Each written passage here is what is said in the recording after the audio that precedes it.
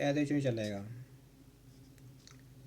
Hello, अस्सलाम वालेकुम, नमस्ते, सत श्री अकाल, आदाब। आज मैं आपको म्यूज़िक के मतलब एक रिसर्च बताऊंगा जो कि आप सुनकर बहुत हैरान होंगे और खुश होंगे कि ये हमारा जो क्लासिकल म्यूज़िक है वो क्या है। क्लासिकल म्यूज़िक का इंसानी जिस्म पर क्या असरात हैं और ये इसको क्या देता है, और मैं आपको बताऊंगा कि ये क्या चीज़ है। हमारा क्लासिकल म्यूज़िक जो है वो 4 मुल्कों के दरमियान है। एक अफ़गानिस्तान है, एक पाकिस्तान है, एक इंडिया है और बांग्लादेश है। क्लासिकल म्यूज़िक जिसको लोग समझते हैं कि ये पुराना म्यूज़िक है और उनको इसके बारे में ये नहीं पता है कि ये क्या चीज़ है। इसकी डिटेल में आपको बताऊंगा जो कि मैंने 25 साल ज़िंदगी के रिसर्च करके मालूम की है कि ये क्या चीज़ है।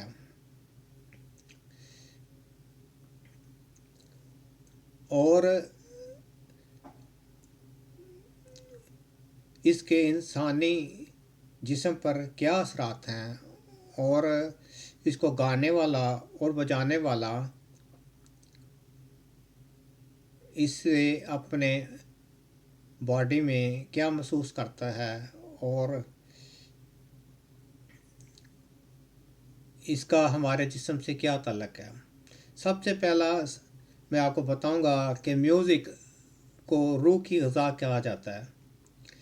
हर एक को बरे सगीर में पता है कि ये रूह की ग़िज़ा है, मगर कभी किसी ने ये नहीं बताया कि ये रूह की ग़िज़ा क्यों है।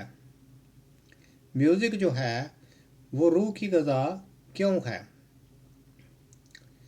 नंबर 1, थोड़ा सा मैं आपको तारफ़ कराऊंगा कि क्लासिकल म्यूज़िक जो है वो किस तरह बनाया गया है। म्यूज़िक रूह की ग़िज़ा इसलिए है कि म्यूज़िक सुनना और बजाना इंसानी दिमाग का सेंट्रल नर्वस सिस्टम होता है जो कि इधर है। ये सेंट्रल नर्वस सिस्टम होता है जो कि पूरी बॉडी की तमाम सिस्टम को कंट्रोल करता है। इंग्लिश में इसको सेंट्रल नर्वस सिस्टम कहते हैं। और इस सेंट्रल नर्वस सिस्टम में म्यूज़िक जो है वो इसको कंट्रोल करता है गाने में और बजाने में। म्यूज़िक रूह की ग़िज़ा क्यों है। मिसाल के तौर पर आप खजूर खाते हैं, ठीक है। आप खजूर खाएंगे, हमारी जिस्म में खजूर के सेल आएंगे, खजूर के सेल हमारे बॉडी में से निकल के पेट में आएंगे और आप खजूर खाएंगे तो खजूर की ताकत आनी शुरू हो जाती है। उसके सेल हमारे जिस्म में मौजूद हैं। इसी तरह खजूर का राग है। आपने अगर खजूर नहीं खानी तो आप खजूर का राग बजा लो। उसी तरह खजूर के जो सेल हैं वो बॉडी में से निकलेंगे और खजूर जितनी एनर्जी बॉडी को देंगे। कहाँ से देंगे? दिमाग के इस सेंट्रल नर्वस सिस्टम देंगे जो कि पूरी बॉडी को कंट्रोल करता है। इसी तरह एक मशहूर फल है सेब। आपने सेब खाना है, सेब खाएंगे, चबाएंगे, खाएंगे। सेब के जो असरात हैं उसके पेट में से बैक्टीरिया निकलेंगे सेब के और सारा सेब का फंक्शन बनाना शुरू कर देंगे। बॉडी में आयरन हो जाएगा। सेब में आयरन है। आप सेब का राग बजा लें, राग बजाएं, सेब जितनी ताकत आपको आ गई। इसी तरह जिस्म में कोई दर्द होती है आपको, आप डिस्प्रिन खाते हैं, एस्पिरिन लेते हैं, तो आपकी दर्द कम हो जाती है। इस तरह दर्द कम करने का भी राग है। ये मेरा 25 साल का तजर्बा है और मेरी रिसर्च ख़त्म नहीं हुई है, ये जारी है। ये म्यूज़िक मुझे मेरे खुदा ने दिया है। मेरे खुदा ने म्यूज़िक मुझे दिया है, गाना भी और बजाना भी। मसला ये है, म्यूज़िक ना इंडिया का है, ना पाकिस्तान का है क्लासिकल म्यूज़िक, ना बांग्लादेश का है, ना अफ़गानिस्तान का है। ये किसी की जायदाद नहीं है। ये घराने हैं। दिल्ली घराना म्यूज़िक का है और शाम 84 घराना म्यूज़िक का है। दिल्ली घराने वाले के पास दिन के राग हैं, शाम 84 के पास रात के राग हैं। म्यूज़िक जो है क्लासिकल म्यूज़िक, वो दिन और रात में उसके गाने हैं। दिन के अलग गाने हैं, रात के अलग गाने हैं। इस म्यूज़िक में दिन के गाने अलग हैं, रात के गाने अलग हैं। हर 2 घंटे बाद का एक राग है। कुल राग जो हैं और रागनियाँ 350-400 हैं। जिस किसी को 10-15 राग रागनियाँ याद हो जाती हैं, वो समझता है कि मैं उस्ताद बन गया हूँ। ये हमारा जो पियानो है, पियानो कह लें, हारमोनियम कह लें, वो इस तरह से कंस्ट्रक्ट किया गया है जिसका कि पहले भारी आवाज़ है लेफ़्ट साइड से, दरमियान में उससे कम भारी और एंड में बारीक आवाज़ आ जाती है। आवाज़ के 3 सेक्शन हैं। उन 3 सेक्शनों के हिसाब से उन्होंने म्यूज़िक कंस्ट्रक्ट किया है। हर 2 घंटे बाद का राग है। कुल राग रागनियाँ जो हैं वो 350-400 हैं। सारा उनका सिस्टम जो है, ये किसी की जायदाद नहीं है। ये इन 4 मुल्कों का है। जो मुल्क म्यूज़िक में अच्छी प्लानिंग करेगा, इस बात को ज़रा तवज्जो फरमाएं, जो मुल्क इस म्यूज़िक पे, क्लासिकल म्यूज़िक में अच्छी प्लानिंग करेगा, अच्छी राहें निकालेगा, स्कूल कॉलेज यूनिवर्सिटी में इसकी तालीम होगी, तो ये म्यूज़िक उसका ज़्यादा है, वो तरक्की कर रहा है, उसमें रिसर्च कर रहा है। जो मुल्क ये चीज़ें नहीं करेगा तो दूसरे मुल्कों से, जिस तरह इंडिया है या बांग्लादेश है या अफ़गानिस्तान है, इनसे हसद करेगा, जेलस होगा कि भाई वो इतनी तरक्की कर गया तो वो कहते हैं हमारा म्यूज़िक है। ये बेसिकली म्यूज़िक सब का है। ये क्लासिकल म्यूज़िक जो है अफ़गानिस्तान, पाकिस्तान, इंडिया, बांग्लादेश सब का है। जो इसमें अपने, वो उसको कहते हैं इंग्लिश में कल्चर, उर्दू में कहते हैं सकाफ़त, जो अपनी सकाफ़त को ऑर्गेनाइज़ करेगा, उसके ऊपर काम करेगा, उसका म्यूज़िक डेवलप होगा, वो उसमें तरक्की करेगा, दुनिया में उसका नाम होगा। जो मुल्क अपने म्यूज़िक की फील्ड में, अपने कल्चर और सकाफ़त में प्लानिंग नहीं करेगा, उसके मुल्क में गाने बजाने वाले आर्टिस्ट ख़त्म हो जाएंगे, पैदा ही नहीं होंगे।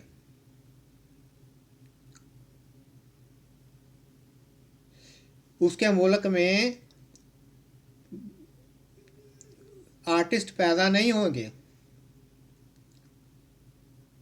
ये एक बाकायदा तालीम है। जिस तरह लोग बच्चों को मैट्रिक कराते हैं, कॉलेज भेजते हैं, यूनिवर्सिटी भेजते हैं, इस तरह ये म्यूज़िक एक कंप्लीट सब्जेक्ट है, इसकी तालीम है। हमारे इंडो पाक में, बरसगीर में और यूरोप में क्या फ़र्क है, मैं आपको फ़र्क वाज़ह करके बताता हूँ। यूरोप में म्यूज़िक की तालीम है। जो कुछ जिस टाइप का भी म्यूज़िक हो वो किताबों में है, स्कूलों में पढ़ाया जाता है, वो आर्टिस्ट बना रहे हैं, किसी को आर्टिस्ट शोबे में दिलचस्पी है तो वो उसमें जाना चाहता है, तो उनके पास सहूलियात और सिस्टम सारा कुछ है, और हर तालीम वो लेकर कंप्लीट आर्टिस्ट पैदा हो रहे हैं। हमारे अफ़गानिस्तान में साल से हालात ख़राब हैं, उसका म्यूज़िक हो गया ज़ीरो। मैं आपको अपनी रिसर्च का मुशाहिदा बता रहा हूँ। अफ़गानिस्तान हो गया ज़ीरो, ठीक है। हमारा मुल्क है, हमारे मुल्क के पास चंद घराने हैं, शाम 84 के भी हैं और दिल्ली के भी हैं, चंद घराने हैं। और वो घराने जिनके पास म्यूज़िक है, वो उनकी अजारादारी है। उनका कोई भी शागिर्द स्टेज पे परफॉर्मेंस में नहीं आ रहा, 0% है। वो अपनी सिर्फ औलाद को सिखाते हैं ताकि हमारी अजारादारी कायम रहे। ये इसी तरह है जिस तरह MPA था बाप, दादा भी मिनिस्टर था, वज़ीर था, उसकी आगे औलादें भी MNA हैं, MPA हैं, हुकूमत में सारी बरादरी आई हुई है, रिश्तेदार हैं। इसी तरह हमारे मुल्क में जो म्यूज़िक से तल्लक़ रखते हैं कव्वाल लोग, यहाँ गाने वाले, वो उनकी इजारादारी है, वो उस फ़न को जिस तरह आवाम तक ट्रांसफ़र करना चाहिए वो नहीं कर रहे। वो अपनी औलाद तक रखेंगे ताकि सारा इल्म और सिस्टम हमारी औलाद में हो और हमारी औलाद का नाम हो, कोई दूसरा उनके लेवल पे ना आ सके। ये बेसिकली म्यूज़िक फ्री है। जो इंसान अपना दिमाग, ये दिमाग है, इसको इस्तेमाल करता है, मुशाहिदे करता है, सोचता है, मेहनत करता है, लगन करता है, तैयारी करता है, वो इसको पा लेता है। हमारे मुल्क में मेरा तल्लक लाहौर से है। मैं जब लाहौर में था तो मेरे अंदर म्यूज़िक का बड़ा जुनून था। मैंने मैट्रिक के लेवल में देखा है, म्यूज़िक का पेपर है, FA लेवल में म्यूज़िक का पेपर है, BA का लेवल में म्यूज़िक का पेपर है, MA यूनिवर्सिटियों में म्यूज़िक के पेपर हैं जिसको इंसान देख के वो डिग्री ले लेता है म्यूज़िक की।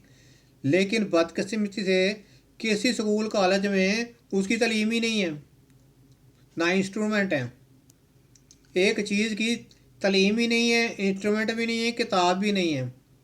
वो कैसे जाके उसका मास्टर का या बैचलर लेवल का म्यूज़िक का इम्तिहान पास करेगा? आर्टिस्ट कहाँ से पैदा होगा? वो होगा ही नहीं। ये इस तरह है, किसी ने एक जगह से दूसरी जगह जाना है तो उसके लिए 2-3 चॉइसेस हैं। टैक्सी में चला जाएगा, जल्दी पहुंच जाएगा। मोटरसाइकिल में चला जाएगा, ज़रा देर लग जाएगी। गधा गाड़ी पे जाएगा, टाइम लग जाएगा। अगर कोई टीचर किसी इंसान को सही तरह से म्यूज़िक सिखाए तो वो उसका जो पीरियड है सीखने का, वो कम हो जाएगा, वो आर्टिस्ट जल्दी बन जाएगा, उसका कॉन्सेप्ट क्लियर होगा। हमारे मुल्क में बदकिस्मती से इस चीज़ की कोई प्लानिंग नहीं है। मैंने सारे कॉलेज यूनिवर्सिटियों के मुशाहिदे किए थे तब, तो कहीं पे म्यूज़िक जो है टीच ही नहीं हो रहा। मैं खुद पढ़ता था उस दौर में, ग्रेजुएट का स्टूडेंट था, मगर मेरे अंदर म्यूज़िक का बहुत जुनून था। आप सोच नहीं सकते कि कितना ज़्यादा जुनून था। मैंने मुख्तलिफ़ टीचरों से म्यूज़िक सीखा। जब मैं उनको सवाल करता था म्यूज़िक के बारे में, गाना किस तरह कंपोज होता है, राग क्या है, तो वो मेरी बात को गोल करते थे।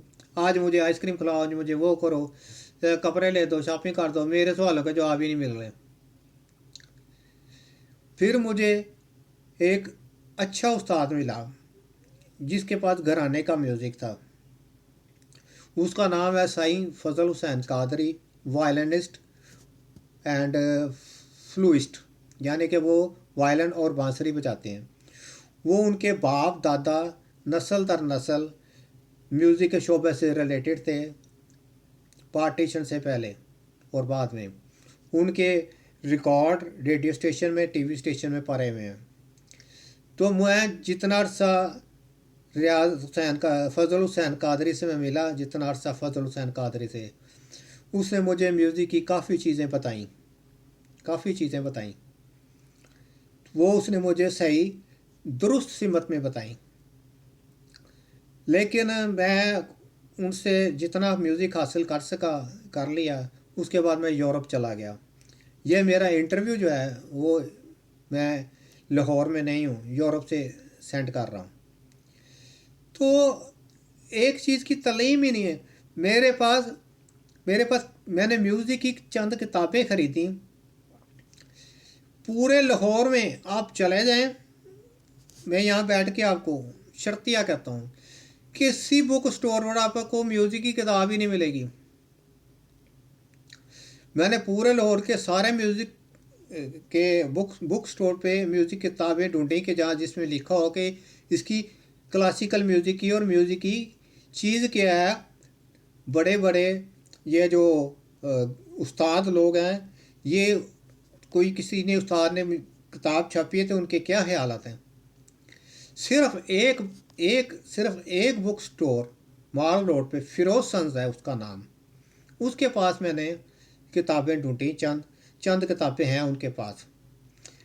दो भाई हैं, उनका नाम है बदरुज़्ज़मान और कमरुज़्ज़मान। दो भाई बदरुज़्ज़मान और कमरुज़्ज़मान हैं। उनका तलक भी लाहौर से है।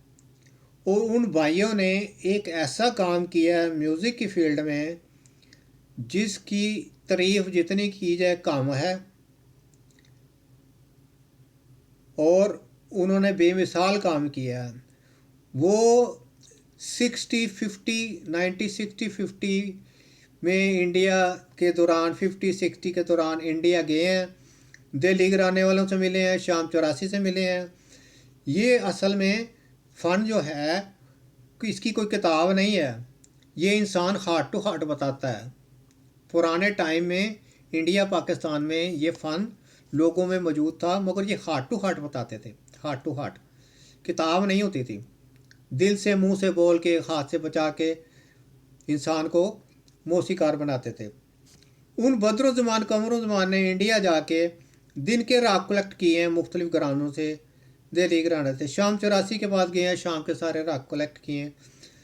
वो पूरे 300-350 राग इकट्ठे करके उन्होंने किताब लिखी है बदरुज़्ज़मान कमरुज़्ज़मान ने, क्लासिकल म्यूज़िक पे।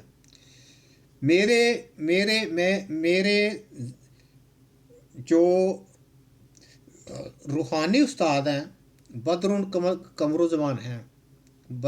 कमरुज़्ज़मान। मुझे 25 साल लगे हैं। जो रागों का नक्शा उन्होंने किताब में लिखा है उसको बनाने में 25 साल लगे हैं। क्यों लगे हैं? टीचर ही नहीं सही बताते, उनको खुद नहीं पता। इतनी रागों की मालूमात उनको खुद नहीं पता और उनकी नीयत भी नहीं है। तो खुदा की ज़ात नीयत का देती है। मैंने उनकी बदरुज़्ज़मान कमरुज़्ज़मान की किताबें पढ़ी हैं। उनके 300-350 राग मैंने इधर सेंट्रल नोड्स में बजा के पियानो को बजा के मेरे इधर आ गए हैं।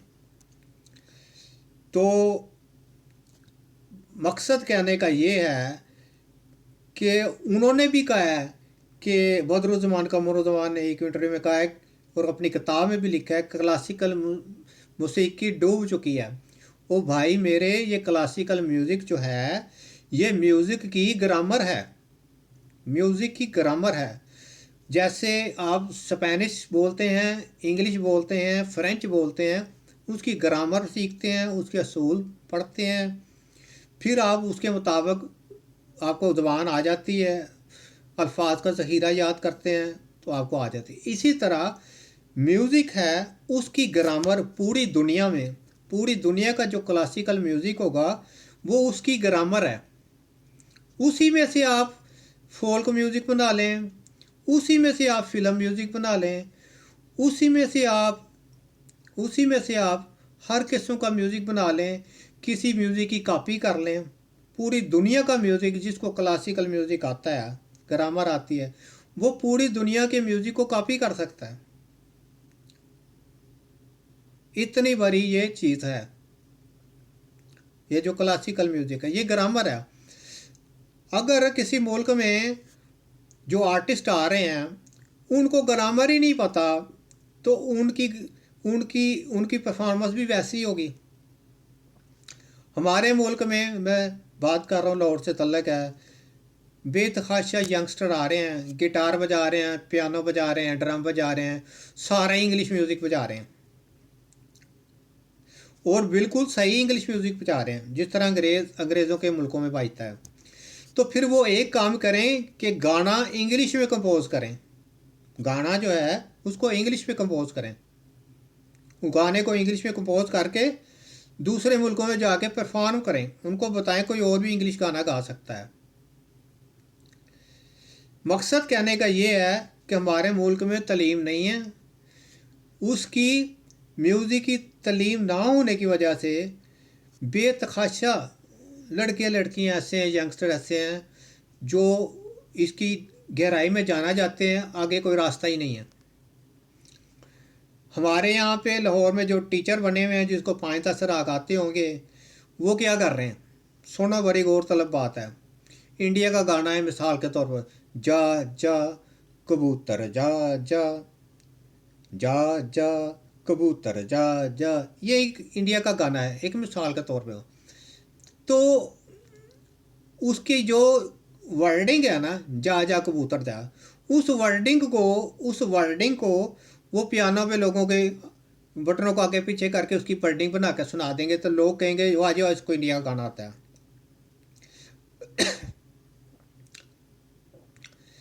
इस गाने का मिसाल के तौर पर जिस राग में बना हुआ है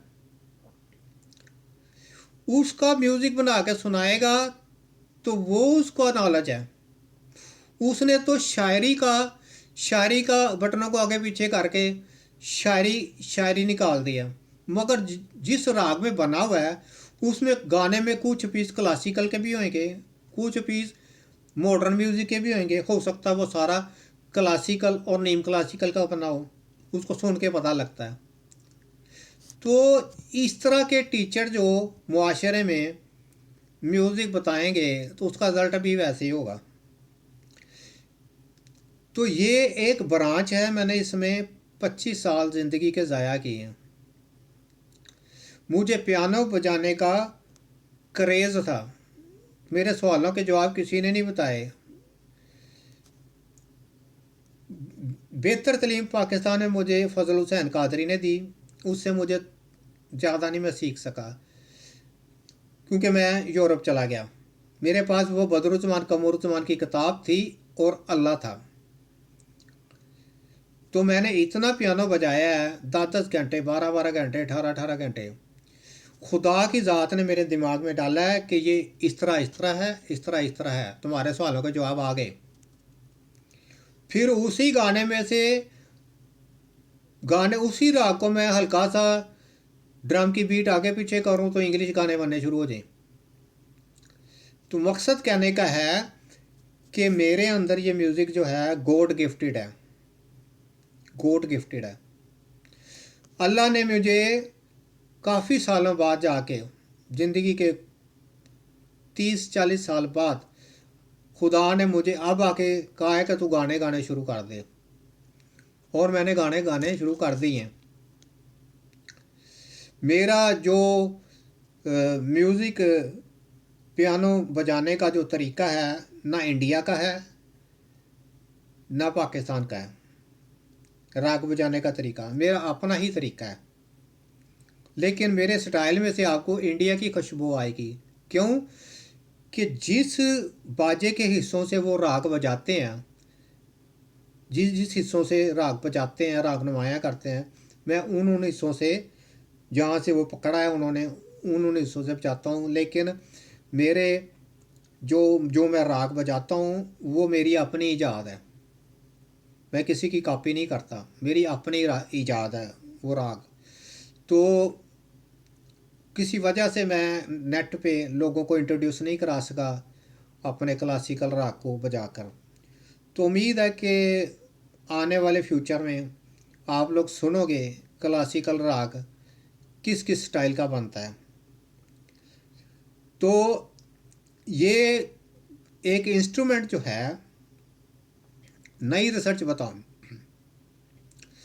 दुनिया की जितनी भी बीमारी हैं, इंसान के जिस्म में जितनी भी बीमारी हैं, शुगर, ब्लड प्रेशर, कोलेस्ट्रॉल, उठा बैठा नहीं जाता, टांगे खराब, ये दर्द वो दर्द, इन सब बीमारियों का इलाज म्यूज़िक में है।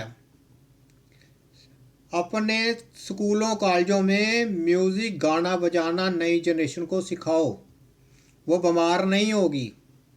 अस्पताल खाली हो जाएंगे। जितने पैसे हम लोग अस्पतालों पे लगा बना रहे हैं, नई नई मशीनरी ला रहे हैं और अमला रख रहे हैं, और अमला भी उसमें अपनी दिहाड़ियाँ लगाता है, जैसे जो भी सिस्टम है कल्चर का। मकसद कहने का ये है कि अस्पताल खाली होने शुरू हो जाएंगे अगर एक सही चीज़ को समझ के इंट्रोड्यूस कराओगे प्लानिंग से। आने वाली जनरेशन, खार उम्र का बंदा, स्कूलों कॉलेजों में खार उम्र का बंदा जाए, वो सीखे। जिसको गाने का शौक है वो गाने गाए, जिसको कवालियों का शौक है कवाली गाए। ये इंसान की खुद सोच है अपनी। हम लोग क्या कहते हैं जी, म्यूज़िक हराम है तो कवाली हलाल है। भाई मेरे, कवाली भी उन रागों की ग्रामर से ही कवाली बनती है। कवाली में अल्लाह की पाक कलाम, अल्लाह के जितने गुजरे हुए नेक इंसान हैं, उनके ऊपर अल्लाह के पाक कलाम बने हुए हैं, और वो उसको कवाली कहते हैं। कवाली एक अलग सिनफ है, ये रूहानी सिनफ है। रागों में से ही फिल्म म्यूज़िक बनता है, रागों में से ही फोल्क म्यूज़िक बनता है। ये इंसान की अपनी चॉइस है कि उसने किधर जाना है, कवाली में जाना है या रागों में जाना है या गानों में जाना है। तो ये बड़ी खुदा का तोहफा है इंसानों के लिए, अगर वो इसको कुछ समझे। ये म्यूज़िक में कोई गाने बनाता है इन 4 मुल्कों में से, वो अपने मुल्क में इंटरनेशनल तौर पे गानों को रजिस्टर्ड करवा देता है।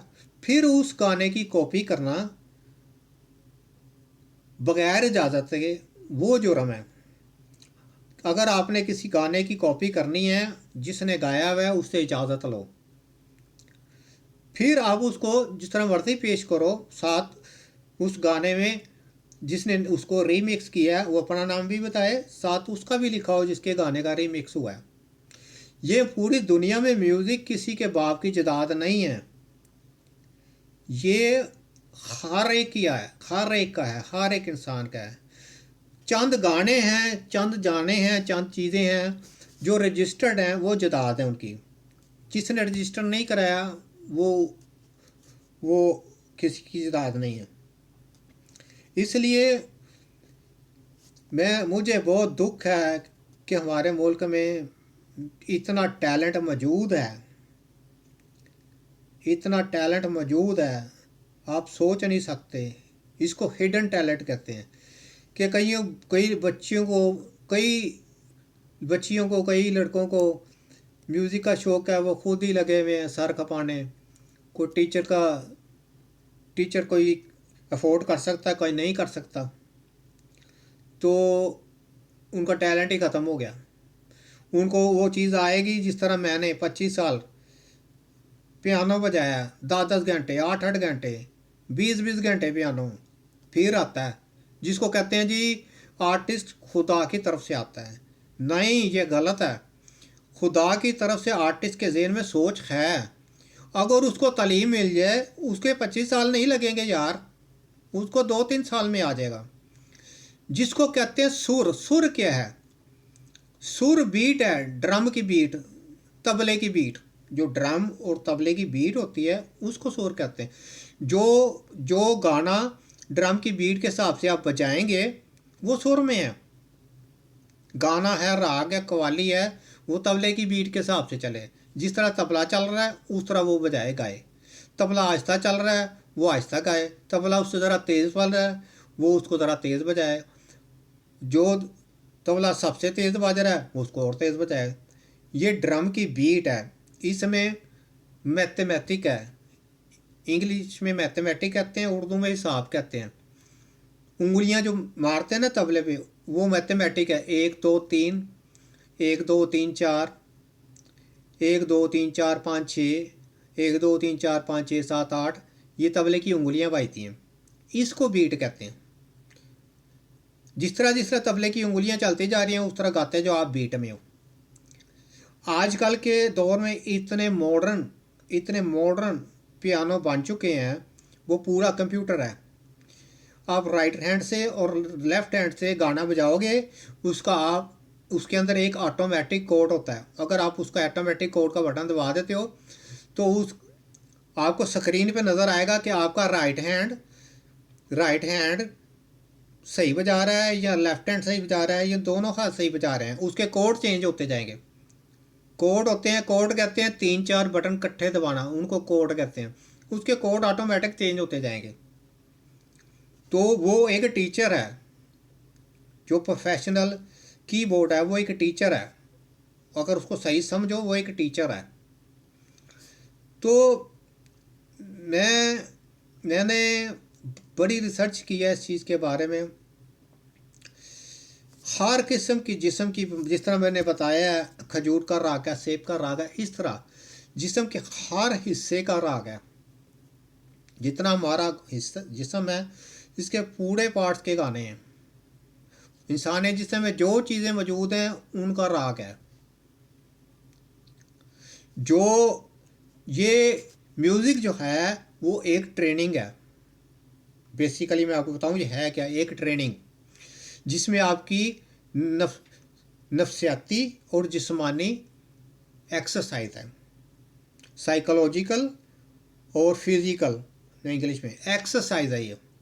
ये इस तरह है जिस तरह कोई बॉडी बिल्डिंग करने जिम जाता है, जिस तरह कोई बंदा फुटबॉल खेलता है, किसी को साइकिलिंग का शौक़ है। ये एक एक्सरसाइज है, स्पोर्ट है। ये एक्सरसाइज है, स्पोर्ट है। मैंने यूरोप में म्यूज़िक के रिसर्चर्स हैं, उनके इंटरव्यू पढ़े हैं। वो कहते हैं कि डॉक्टर की दवाई का मुतबादल दुनिया में क्या है, 100% वो म्यूज़िक गाना बजाना है। अगर मेरी बात पे आपको यकीन नहीं आ रहा है, यूरोप के जो म्यूज़िक रिसर्चर हैं उनके इंटरव्यूज़ पढ़ो जाके, उनकी रिसर्चें सुनो, वो म्यूज़िक के बारे में क्या कहते हैं। फिर आपको मेरी बात समझ में आएगी कि ये बंदा सही कह रहा है। ये मैं आपको अपनी ज़िंदगी की हकीकत बता रहा हूँ, ज़िंदगी की हकीकत। तो ये म्यूज़िक, क्लासिकल म्यूज़िक हो,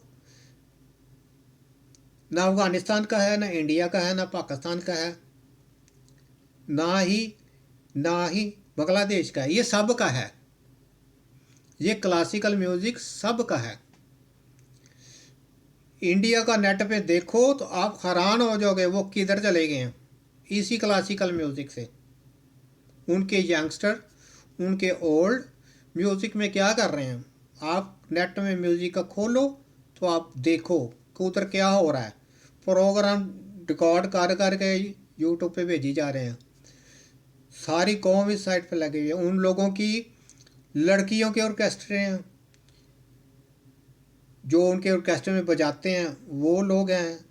मैंने उनके ऑर्केस्ट्रे की रिकॉर्डिंग देखी है।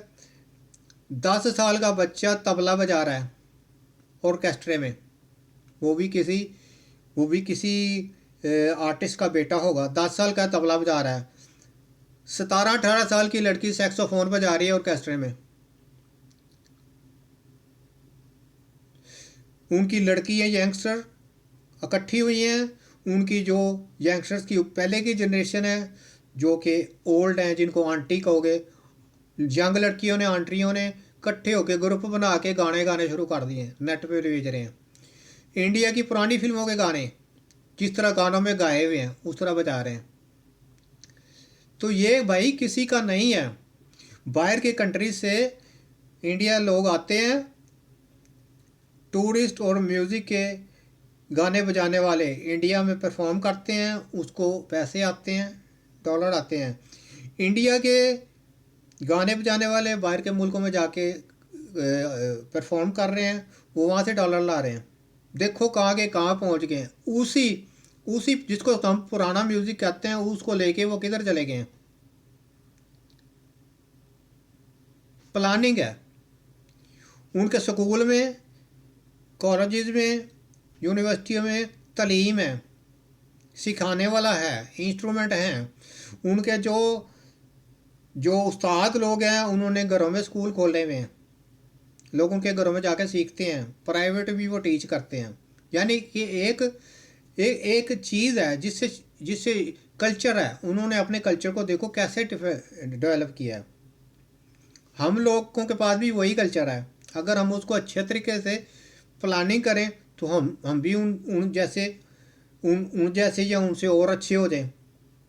मेहनत से है, बाहर के मुल्कों से आर्टिस्ट बुलाएं, हमारे मुल्क में आके परफॉर्म करें, हमारे मुल्क के आर्टिस्ट भी परफॉर्म करें, वो भी करें, उनके कंपटीशन हो, उनकी कंपटीशन पे कोई पैसों का अवार्ड हो, कोई ट्रॉफी हो, हैं उनके खाने पीने का, उनकी सिक्योरिटी का सिस्टम हो।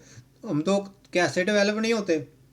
हमारे मुल्क के जो आर्टिस्ट हैं वो चीज़ें बनाएं, बाहर के मुल्कों में जाकर परफॉर्म करें। तो ये सारा तालीम से है। ये ये हम लोग कवाल भी नहीं प्रोड्यूस कर रहे। मैं आपको एक नुसरत फ़तेह अली ख़ान की बात बताता हूँ, वो क्या चीज़ थे। वो वो बहुत बड़ी चीज़ थे, बहुत बड़ी हस्ती थे म्यूज़िक की फील्ड में, बहुत बड़ी हस्ती थे। जिस तरह मैं कहता हूँ ना कि मैंने इतने इतने घंटे बजाया हुआ है पियानो, इस तरह वो इससे भी ज़्यादा बजाते थे, गाते भी थे, बजाते भी थे, कव्वाली गाते थे। उनको उनके पास रूहानी इल्म था। इसको जो कव्वाली से रिलेटेड होता है वो रूहानी इल्म है। वो दुनिया में इंसान देखने को इंसान लगेगा, लेकिन उसके अंदर का जो सिस्टम है, वजूद बॉडी रूह, उसका रूहानी तल्लक हो जाता है। अल्लाह के नेक बंदे जिनके मिज़ार हैं, उनके नाम के कलाम गाए हुए हैं, उन नेक बंदों, उन नेक हस्तियों के साथ उसका रब्ता हो जाता है, अल्लाह के साथ डायरेक्ट रब्ता हो जाता है। अल्लाह की ज़ात को याद करना है, लाजमी नहीं है कि आप 5 टाइम नमाज़ें पढ़ें। आप कवाली गा के भी अल्लाह को याद कर सकते हैं, कवाली गा के आप अल्लाह को याद कर सकते हैं। वो एक ही चीज़ है। वो कवाली गा के भी अल्लाह को याद करना है। अगर आप नमाज़ पढ़ते हैं तो वो एक तरीका है।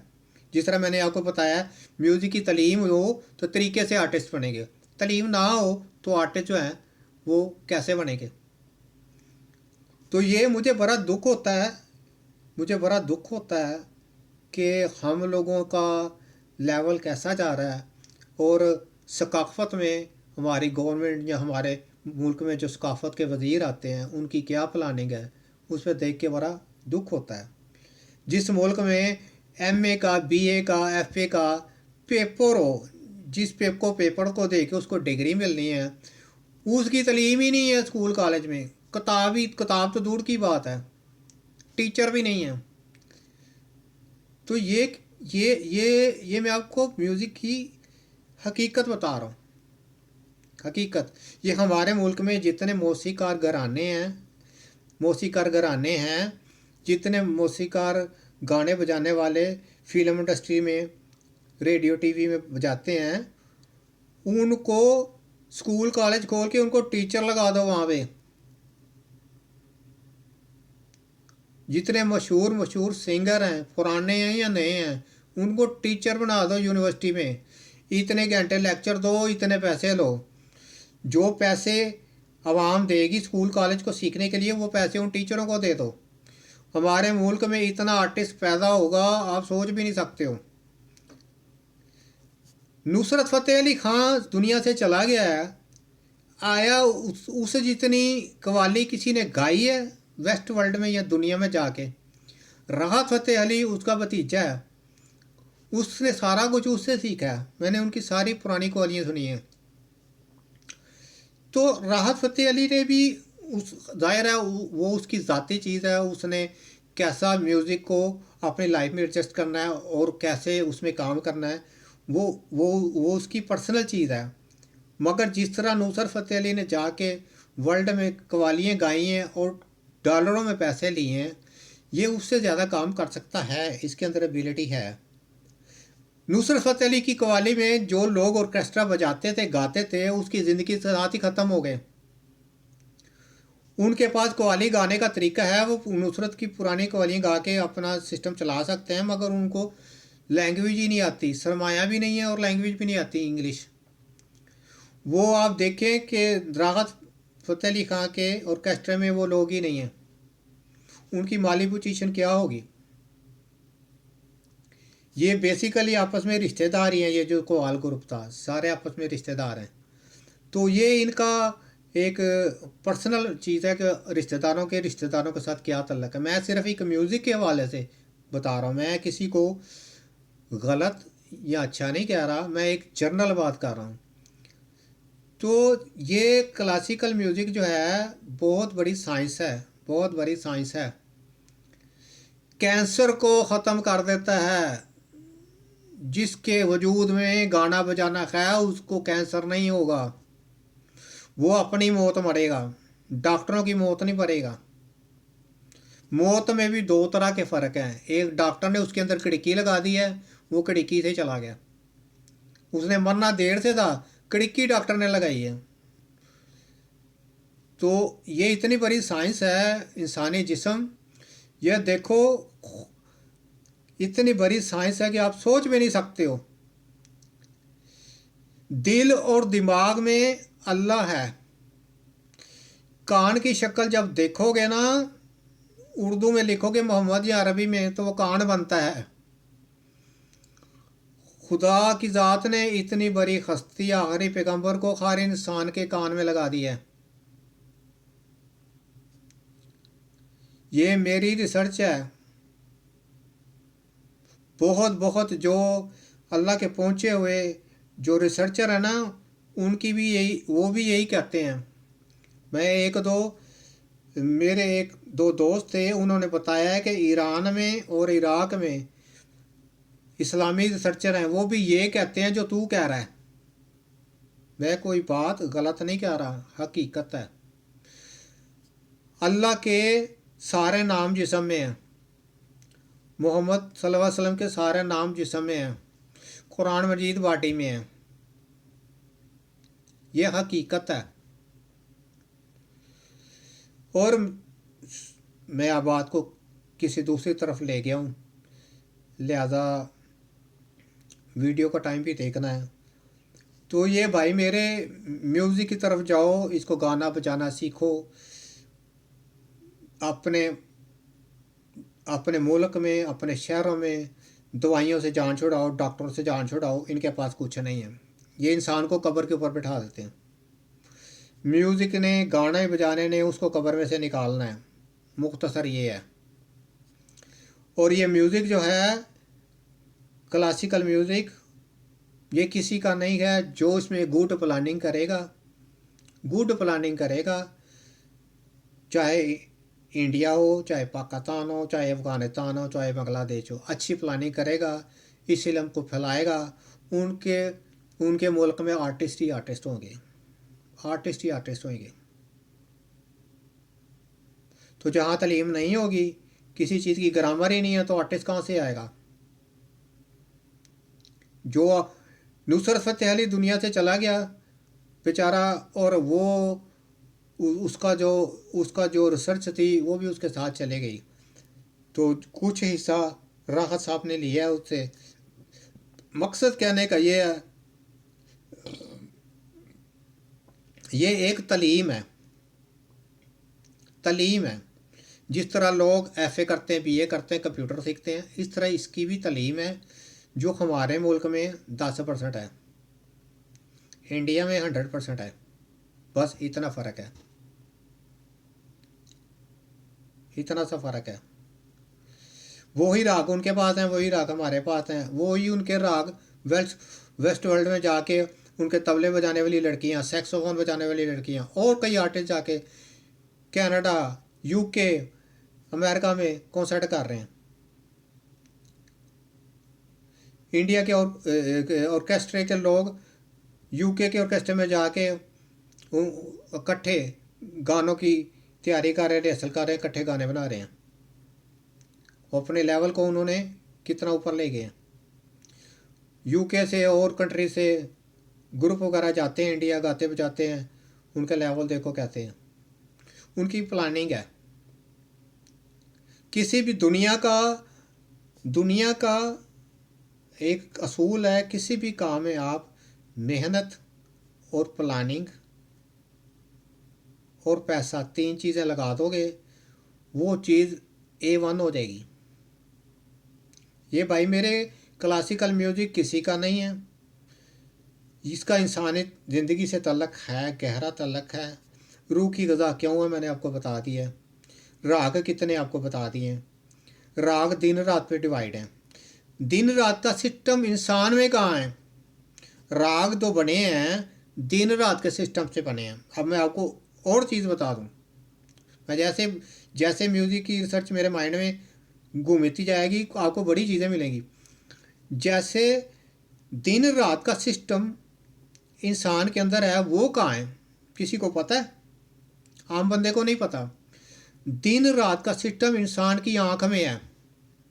आँख का जो बड़ा बॉल है, बड़ा कॉर्निया का बॉल जो है, वो दिन है। उसके अंदर गोल दायरा एक और होगा, उसके अंदर 10,000 लेंस हैं। वो 10,000 लेंस बॉडी में गए हुए हैं, उनका तल्लक रात से है। ये इतनी बड़ी साइंस है। म्यूज़िक गाने बजाने वाले की आँख निकाल के डॉक्टर बॉडी में चपड़ी में रख देगा, गोडे में रख देगा, आपके शोल्डर में डाल देगा। डेला काटता है, आँख काटता है, जिससे में दर्दें महसूस होंगी। जो गाने बजाने वाला है उसका डेला और आँख निकल के वहाँ से अपनी जगह भी आएगा। मकसद कहने का ये है कि ये बहुत बड़ी चीज़ है क्लासिकल म्यूज़िक जो है। अगर डॉक्टरों से तजर्बे करवा के उसने आका फ्लूचरा निकाल दिया है, तो फिर गाना गाए, गाना बजाए, और उसकी डाइट है, खुराक है, वो उसकी रिसर्च मेरे पास है। मेरे से कांटेक्ट करो, मैं उसको डाइट की रिसर्च और गाने बजाने का तरीका बताऊंगा। वो नॉर्मल हो जाएगा। रहेगी डॉक्टर की खिड़की जो उसने उसके अंदर लगा दिया, लेकिन वो उल्टी चलेगी, उल्टी।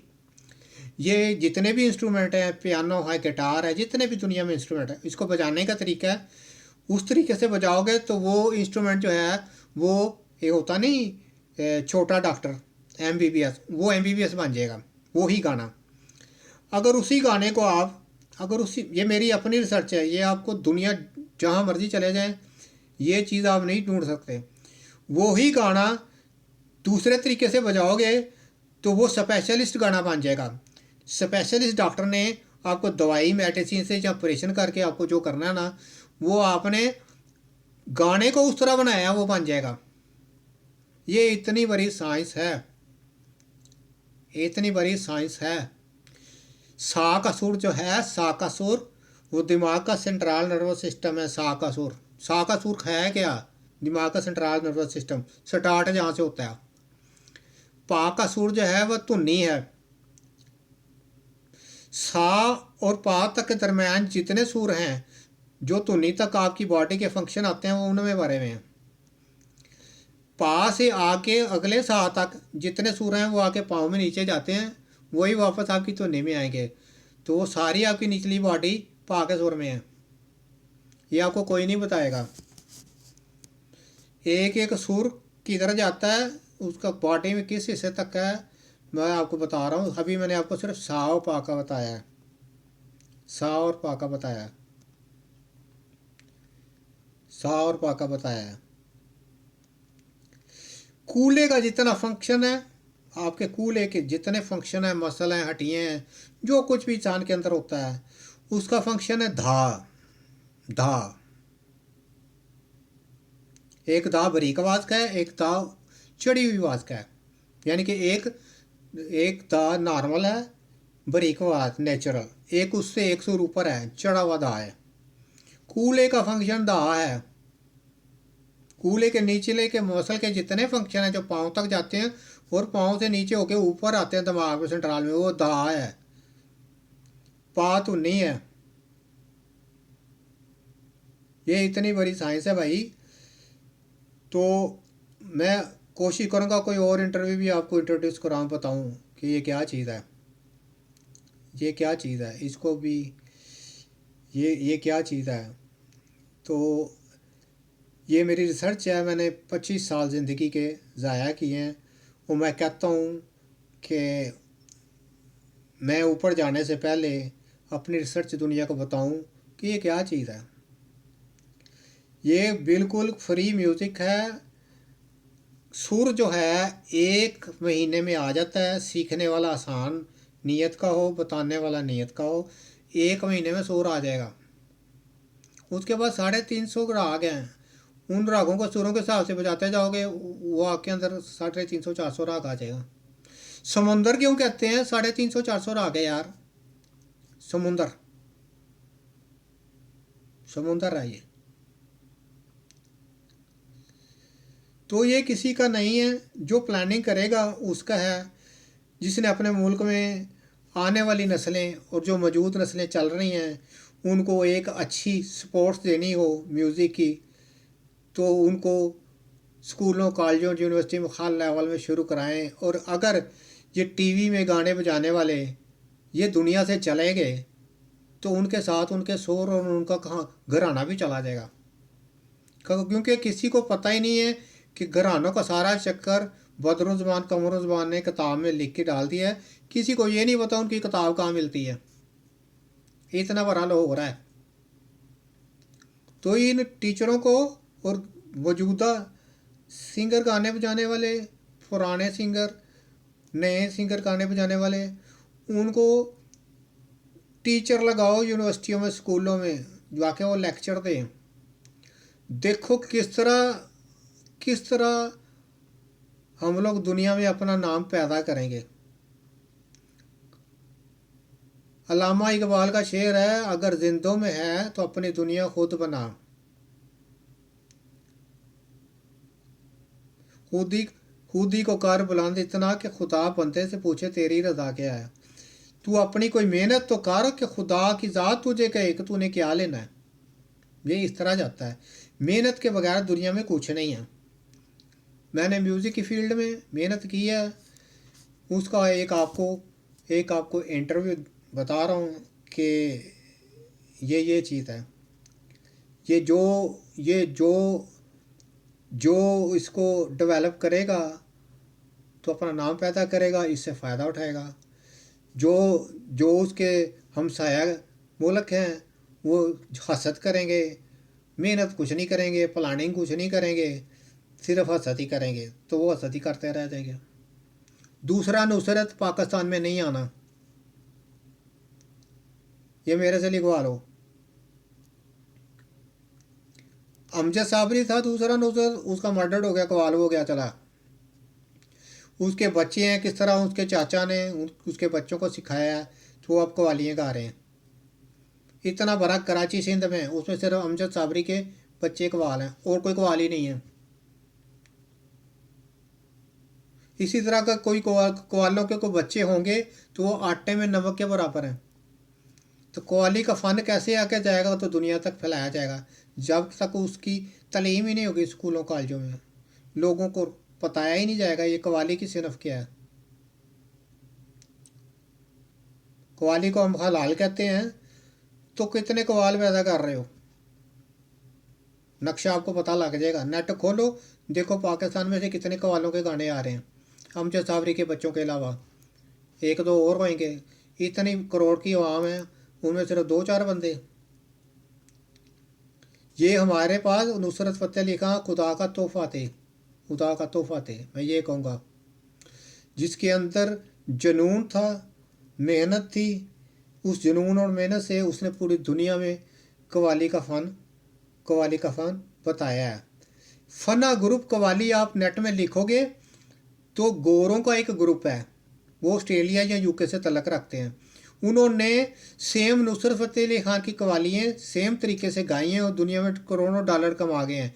सिर्फ उसको उसको महसूस कर किया है। वैसी ही कवालियाँ उनकी लड़कियाँ भी गा रही हैं, तबला भी बजा रही हैं, हारमोनियम भी बजा रही हैं, तालियाँ भी बजा रही हैं, गालियाँ भी गा रही हैं। छोटी बच्ची है 5-7 साल की, वो भी तालियाँ बजा रही है। नुसरत फ़तेह अली खान क्या चीज़ थे, गोरों ने सिर्फ उसको कॉपी किया है तो दुनिया में लाखों डॉलर कमा गए हैं। तो वो बहुत बड़ा ख़जाना थे। आर्टिस्ट पैदा होता है अगर उसको राहें मिलें, उसकी मंजिल आसान हो जाएगी। राह ही उसको नहीं मिलेगी, ये मेहनत तलब काम है, राह ही नहीं मिलेगी तो वो आर्टिस्ट कहाँ से बनेगा। उसके अंदर वो हौसला, वो चाम नहीं रहेगा, जुनून नहीं रहेगा, काम हो जाएगा, क्योंकि उसको समझ ही नहीं आ रही। मैंने कई दफ़ा बाजा बजाना छोड़ दिया, कई दफ़ा फिर शुरू कर दिया, मेरे अंदर जुनून था। इस तरह 25 साल मैंने मेहनत की है। मैं आपको राग नेट पे मैं चलाऊंगा तो आप सुनना, उसमें ना इंडिया है ना पाकिस्तान है, मेरा अपना ही स्टाइल है, डिफरेंट चीज़ होएगी। तो मैं उम्मीद करता हूँ कि मैं आने वाले फ्यूचर में कब कोई राग पियानो पे बजा के अपलोड करूँगा तो लोग सुनेंगे कि ये भी कोई चीज़ है, ये भी कोई म्यूज़िक है। लोग क्या करते हैं, राग बजा रहे हैं और कोड इंग्लिश दे रहे हैं। मैं राग बजाऊंगा, कोड भी उसी राग का बना होगा, बस ये फ़र्क है। उनको उस राग का कोड ही नहीं बनाना आता। कोड इंग्लिश दे रहे हैं, इंग्लिश सुरों के कोड, और राग जो है वही राग राग के सुर हो रहे हैं। मैं राग बजाऊंगा, राग के सुरों का ही कोड होएगा, कोड की आवाज़ भी कोड जैसी आएगी, मगर वो राग के सुर हैं। तो उम्मीद करता हूँ आपको मेरा ये इंटरव्यू पसंद आया होगा। हो सकता है आप कहेंगे ये कोई पागल बंदा है, ये पागल नहीं है, ये सच है। 25 साल का, कभी आप सुकून से बैठ के इसको रिपीट करके सुनना तो फिर आपको समझ आएगी कि ये सच है या गलत है। तो मैंने अपनी ज़िंदगी का एक 25 साल का निचोड़ बताया कि मैंने म्यूज़िक में क्या फाइंड किया। ये है क्या चीज़, ये मेहनत के बगैर नहीं आएगा। जो मेहनत करेगा वो पा लेगा। बताने वाला साथ होगा, उसका उसके साल कम हो जाएंगे। बदरुज़्ज़मान कमरुज़्ज़मान ने किताब लिखी है, किताब के गाने, किताब के अंदर गाने हो ना कि ये गाने रिकॉर्ड करा के सुनो तो आप इस तरह के बजा लेंगे। उसकी ऑडियो वीडियो हो तो बंदे को समझ आ जाएगी। उसके अंदर ऑडियो वीडियो है ही नहीं, वो तो सिर्फ एक उर्दू की इबारत लिखी हुई है, तो आप उसमें से क्या निकाल लोगे। तो लिहाजा टाइम काफ़ी ले लिया है। तो उम्मीद करता हूँ आप लोगों को मेरे इस इंटरव्यू से अच्छी चीज़ मिली होगी। अगर आप एजुकेटेड हो, आपके ज़हन का कोई लेवल होगा अच्छे और बुरे में, तमीज़ में, और किसी चीज़ के फ़र्क में, तो इंशाल्लाह मिलते हैं अगले इंटरव्यू में। तो आपको म्यूज़िक के मतलब नई चीज़ बताऊंगा। ये म्यूज़िक, क्लासिकल म्यूज़िक इंडो पाक का, ये किसी की जतात नहीं है, ये सब का है। जिसने मेहनत की, फैलाया, वो डेवलप होगा। सिंपल सी कहानी। अच्छा, इजाज़त चाहता हूँ। अगर वीडियो लाइक हो तो सब्सक्राइब कर दें, अपने कमेंट्स लिखें। बहुत बहुत शुक्रिया, थैंक यू।